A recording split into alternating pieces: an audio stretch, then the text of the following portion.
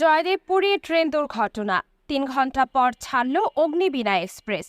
গাজীপুরের জয়দেবপুর স্টেশনের আউটার সিগন্যালে যাত্রীবাহী টাঙ্গাইল কমিউটার ট্রেনের সঙ্গে একটি তেলবাহী ট্রেনের মুখোমুখি সংঘর্ষে শিডিউল বিপর্যয়ের ৩ ঘন্টা পর ছাড়ল অগ্নিবীণা এক্সপ্রেস। এখন আর কোনো ট্রেন আটকে নেই। শুক্রবার ৩রা এপ্রিল দুপুর ২টার দিকে ট্রেন চলাচল স্বাভাবিক হয়েছে।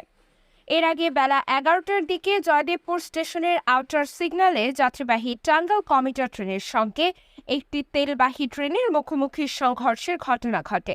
এতে ৪ জন আহত হন। আহত হওয়ার বিষয়টি নিশ্চিত করেছেন জয়দেবপুর ফায়ার সার্ভিসের station officer Abdus Samad.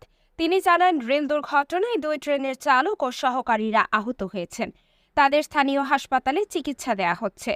Rail দুর্ঘটনায় ঢাকার সঙ্গে উত্তর পশ্চিমাঞ্চলের রেল যোগাযোগ বন্ধ হয়ে যায়। এতে কমলাপুর রেল স্টেশনে ৪ থেকে ৫টি ট্রেনের যাত্রী আটকা পড়ে।